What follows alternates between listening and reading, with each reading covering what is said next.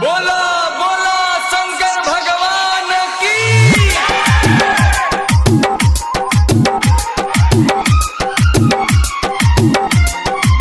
Music by रोशन चौहान। चलो कंवरिया झटक के देवघर में लभर बोलैली हा, देवघर में लभर बोलैली हा। चलो कंवरिया झटक के देवघर में लभर बोलैली हा, देवघर में लभर बोलैली हा। जाए से पहिले बाबा नगरिया फोनवे से हमके बतैली हा।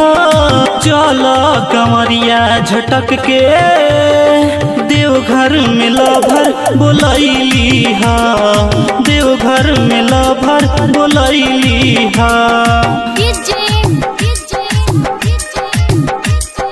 रोशन चौहान।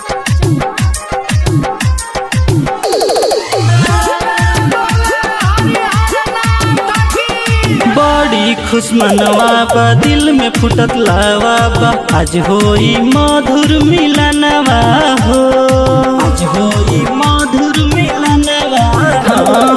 बड़ी खुश मनवा बा, दिल में फुटत लावा बा, आज होई मधुर मिलनवा हो। भर के गगरिया बाबा दुआरिया गेटवे पर रहब समझैली हा। चलो कंवरिया झटक के देवघर में लभर बोलैली हा, देवघर में लभर बोलैली हा। रोशन चौहान।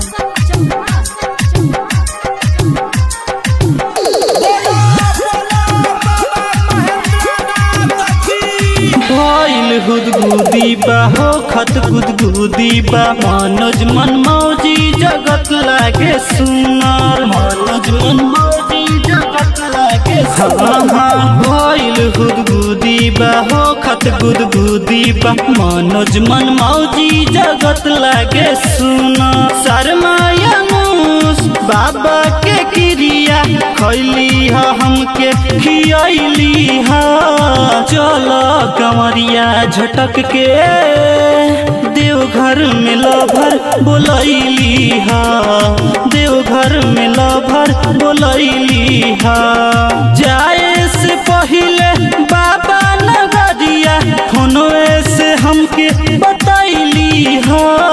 चलो कंवरिया झटक के देवघर में लभर बोलैली हा, देवघर में लभर बोलैली हा।